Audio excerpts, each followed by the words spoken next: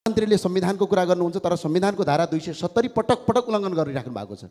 नेपालको संविधान 2072 को धारा 270 ले फरक विचार राखेका राजनीतिक दलहरूको आस्था प्रचारमाथि बन्देज लगाउन पाइँदैन, बन्देज लगाउने कानुन बनाउन पाइँदैन, नीति बनाउन पाइँदैन भन्ने छ र अहिलेको नीति तथा कार्यक्रममा त्यो धारा 270 को ठाडो उल्लङ्घन भएको हुनाले प्रधानमन्त्री ठुलो हो कि यो संविधान ठुलो, यसको जवाफ म प्रधानमन्त्रीबाट चाहन्छु। हस्त विचार व्यक्त गर्न पाइन्छ, थोत्रो पनि विचार व्यक्त गर्न पाइन्छ।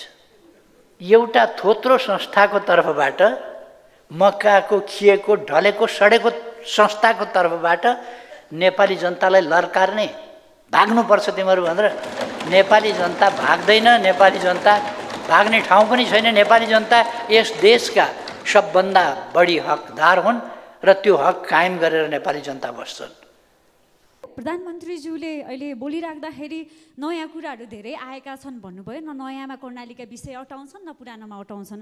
प्रधानमन्त्रीज्यूले नै नेतृत्व गरिराखेको पार्टीका नेताहरू चाहिँ कर्णालीमा गएर भात खान पाएछन्, बाटो छैनन् भन्छन्। मैले बिर्सेँ कसले उठाउनु भयो, तर सायद अलिक भर्खरै यसैपल्ट यसै संसदमा आउनुभएको हुनाले अलिक चर्कै कुरा गर्नुपर्ने हो कि जस्तो पनि लाग्छ। मैले पनि कर्णालीको मार्सी चामल चाखेको कुरो यहाँहरूलाई जानकारी नै होला।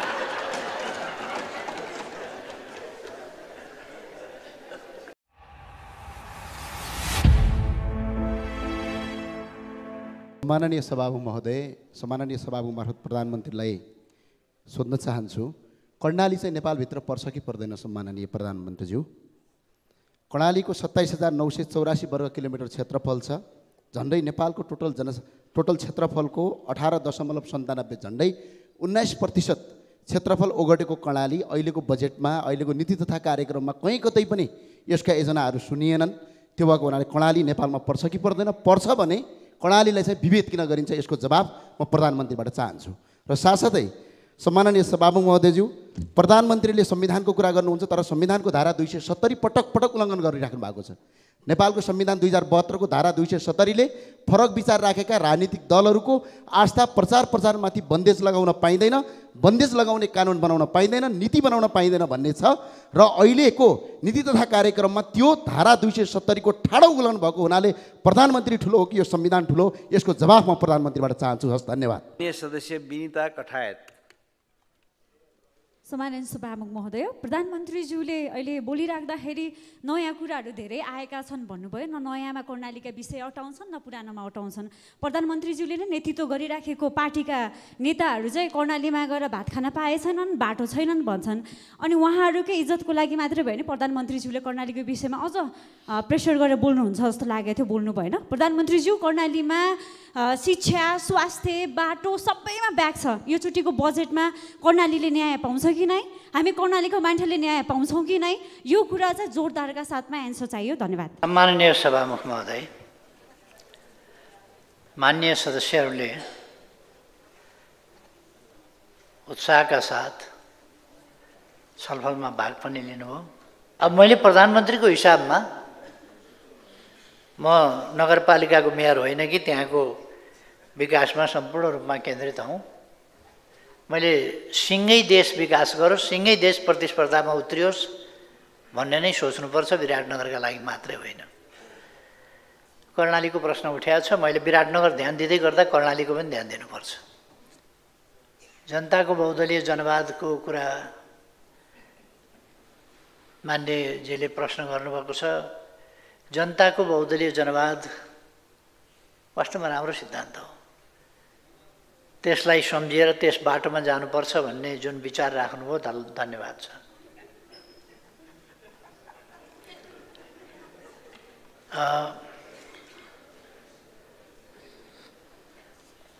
कर्णालीको विकासको कुरा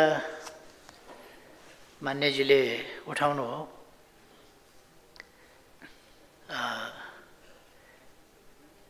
मैले बिर्सेँ कसले उठाउनु भयो, तर सायद अलिक भर्खरै यसैपल्ट यसै संसदमा आउनुभएको हुनाले अलिक चर्कै कुरा गर्नुपर्ने हो कि जस्तो पनि लाग्छ। नत्र कर्णालीको विकास सजिलो त छैन। तर अब हुम्लाको सदरमुकाममा पनि गाडी पुग्दैछ। अब 15-20 दिन जसोमा त्यहाँ बेली ब्रिज पनि खोलामा हालिँदैछ र अब यहाँबाट गाडी चढेपछि त्यो गाडी कर्णालीसम्म पुग्छ, सिमकोटसम्म पुग्छ। कर्णालीको एउटा ठाउँ मात्रै होइन, सबभन्दा पल्लो छेउको पल्लो ठाउँ भनेको सिमिकोट मानिन्छ। त्यसलाई उताबाट जोड्ने काम पनि हुँदैछ। के अरे के नाका भन्छ त्यसलाई, हेल्सा नाकाबाट, अर्थात् यहाँदेखि हेल्सासम्म। डोल्पा विकास भइरहेको छ।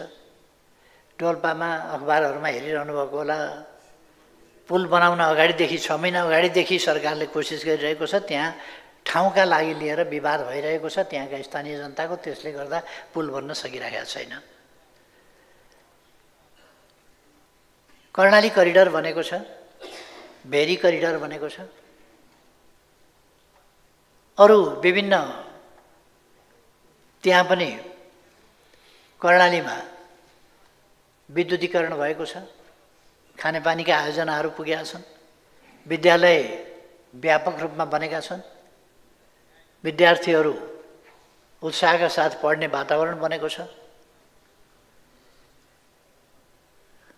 पहिले कर्णालीमा विद्यालयको मुख देख्नु भनेको बडा गाह्रो कुरा थियो। पहिले छोरीहरूले पढ्नु भनेको ठुलो कुरा थियो। अहिले सामान्य कुरा भएको छ। छात्र र छात्राको सङ्ख्या बराबर छ। अस्ति एउटा जिल्ला सायद कालीकोटमा होला, पहिलेभन्दा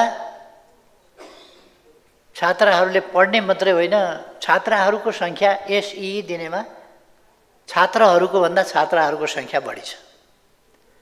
त्यस ठाउँमा पुगिसकेका छ।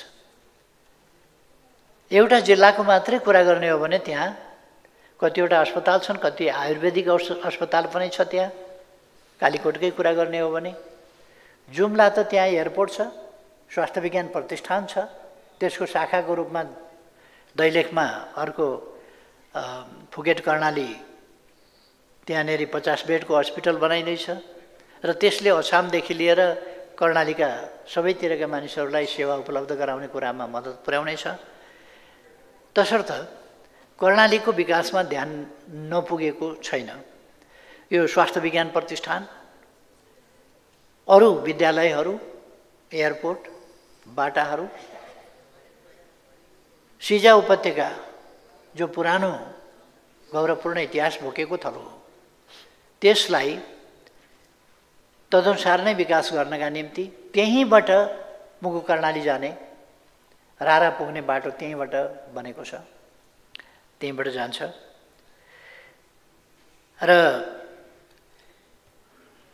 चन्दननाथमा एयरपोर्टै छ। अगाडिदेखि त्यहाँ सन्त चन्दननाथले मार्सी चामल ल्याएर, मार्सी चामल अहिले व्यापकै रूपमा चर्चित पनि छ, कर्णालीको जुम्लाको मार्सी चामल।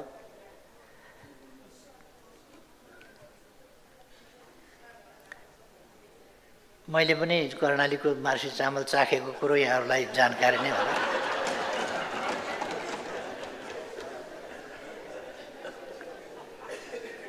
र कर्णाली, अब कर्णालीमा यार्सा गुम्बा मात्रै होइन, गुची च्याउ जस्ता ताप्लेजुङदेखि हुम्लासम्म गुची च्याउ प्राप्त हुन्छ। तर सबभन्दा बढी दामी, राम्रो र प्रभावकारी गुची च्याउ डोल्पाको बनिन्छ। त्यहाँको कृषि, खास गरी स्याउ,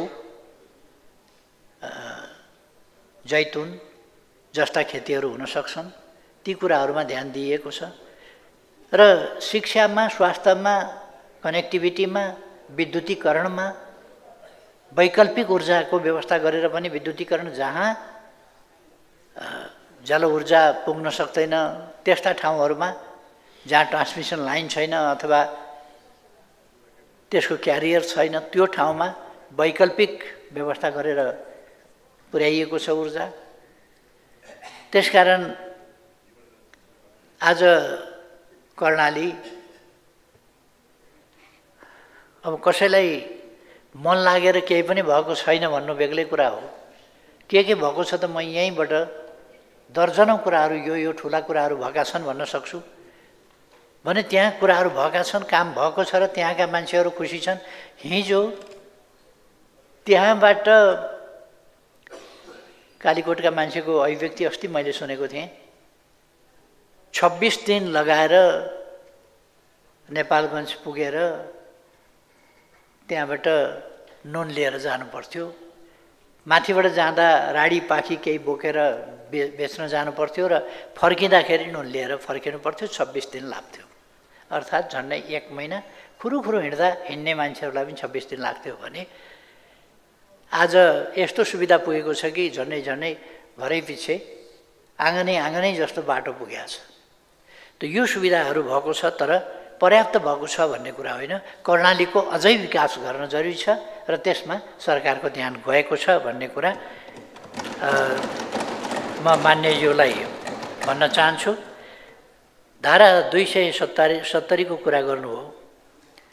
धारा 270 संविधान लेख्दादेखि संविधान जारी गर्दासम्म विभिन्न छलफलका चरणहरूमा र त्यसपछि संविधानको कार्यान्वयनको चरणमासम्म पनि संविधानको धारा 270 को कुरा जुन मान्यजीले उठाउनु भएको छ त्यसमा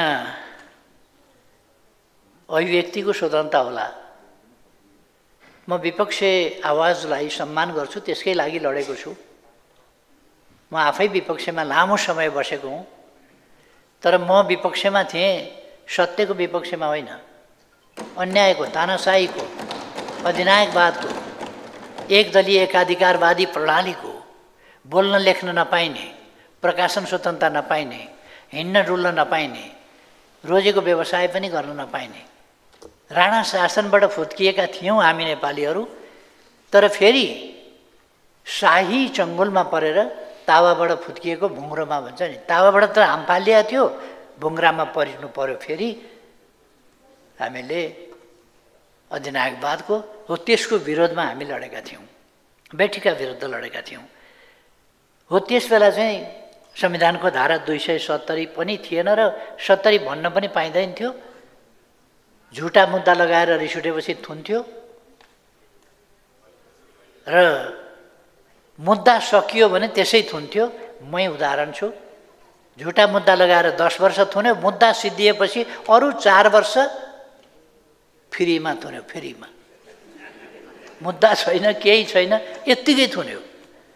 यस्तो प्रणालीको विरुद्ध लड्नै पर्थ्यो, लडेको हो। त्यस्ता प्रणालीका नायकहरू, अधिनायकहरू फाल्नै पर्थ्यो, फालिएको हो। म निवेदन गर्छु त्यसका निम्ति हाम्रा मान्यज्यूहरू, युवा मान्यज्यूहरू, त्यसमा पनि नयाँ नवीन चेतनाका मान्यज्यूहरू कहाँ 1000 वर्ष पुरानो प्रणालीको सम्भाग भएर त्यसको वकालती गरेर धन्न कालोकोट लाउनु भएको छैन। म धन्यवाद भन्न चाहन्छु वकालतीका लागि। त्यसको कहाँ गरेर हिँड्नु भएको। तर धारा 270 ले अधिकार दिन्छ नै, अधिकार दिन्छ। तब त हामी यहाँ संसदमा छौँ, अधिकार पाइएन र हामी संसदमा छौँ।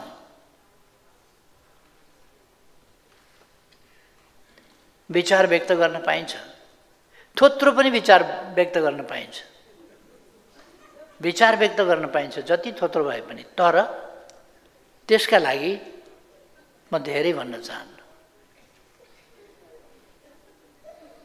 आह्वान कसले गरेको थियो? चैत्र 15 गतेको त्यस वितण्डाको आयोजक को थियो? अहिले कोही माई बापै निस्किँदैन त्यो दिनको घटनाको। बेवारिस जन्माउने को? मातापिता को हुन्? पत्तो छैन अहिले त। तपाईँ हो भन्दा म त होइन भन्छ, तपाईँ हो भन्दा म त होइन, कोही पनि होइन, सबै निर्दोष छ। के ती घर आफै दशा लागेर जले? के ती घर आफै त्यो जडीबुटीको औषधि कारखाना दिक्क लागेर अब जल्छु भनेर आत्मदाह गरे हो? त्यसले त्यत्रो गरेको छ त मान्छे को हो? अब यो चाहिँ 270ले भन्दैन दिँदैन, यति मात्रै कुरा भनेको। एकजनाले भनेको मैले सुने, एकजना मान्यजीले बोल्नुभएको मैले सुने, त्यही पनि एउटा पार्टीको अध्यक्षले नै, कि राजा ल्याउने सम्झौता गर, होइन भने भाग्न तयार हो। कहाँ भाग्ने, कहाँ भाग्ने? एउटा थोत्रो संस्थाको तर्फबाट, मक्काको खिएको ढलेको सडेको संस्थाको तर्फबाट नेपाली जनतालाई लर्कार्ने, भाग्नुपर्छ तिमीहरू भनेर। नेपाली जनता भाग्दैन, नेपाली जनता भाग्ने ठाउँ पनि छैन। नेपाली जनता यस देशका सबभन्दा बढी हकदार हुन् र त्यो हक कायम गरेर नेपाली जनता बस्छन्। नेपाली जनता भाग्ने होइन।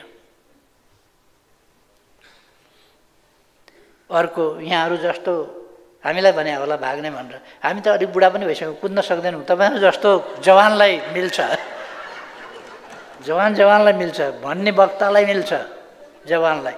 अब हामी अलिक पाका मान्छे कहाँ भाग्ने हो, कहाँ कुद्ने है? यतिसम्म त नभनौँ भन्छु म। यो 270ले यस्तो भन्दैन क्या। 270 भन्ने संविधानको उल्लेख गर्ने, संविधान नमान्ने, संविधान फाल्छु यो संविधान मान्दिनँ भन्ने, चाहिए बेला त त्यही संविधानको धारा चाहिँदो रहेछ त, चाहिन्छ। त्यसकारण यो अहिलेको संविधानले 270 धारा व्यवस्था गरेका छ। यसमा हरेकका अधिकारहरू सुरक्षित छन्। म आश्वस्त पार्न चाहन्छु सबै मान्यजीहरूलाई, अहिलेको सरकार नेपाली कङ्ग्रेस र नेकपा एमाले दुईटा देशका सबभन्दा पुराना, सबभन्दा डेमोक्रेटिक सङ्घर्षमा योगदान गरेका, इतिहास भएका, यो परिवर्तनको अगुवाई गरेका, परिवर्तन ल्याएका पार्टीहरूले सोची विचारिकन बनाएको स्थिरता, स्थायित्व र लोकतन्त्रका लागिको, त्यसका निम्ति for the cause of democracy यो बनेको हो, त्यसको स्ट्रेन्थनिङका लागि यो बनेको हो। त्यसकारण यसमा त्यसै अनुसार लिदिन म आग्रह गर्न चाहन्छु। र यस सरकारले कसैमाथि अन्याय गर्ने, कसैका हक अधिकार खोज्ने कल्पना पनि गर्न सक्दैन। यसका नेताहरू यसैका लागि लडेर आएका छन्, यसैका लागि। र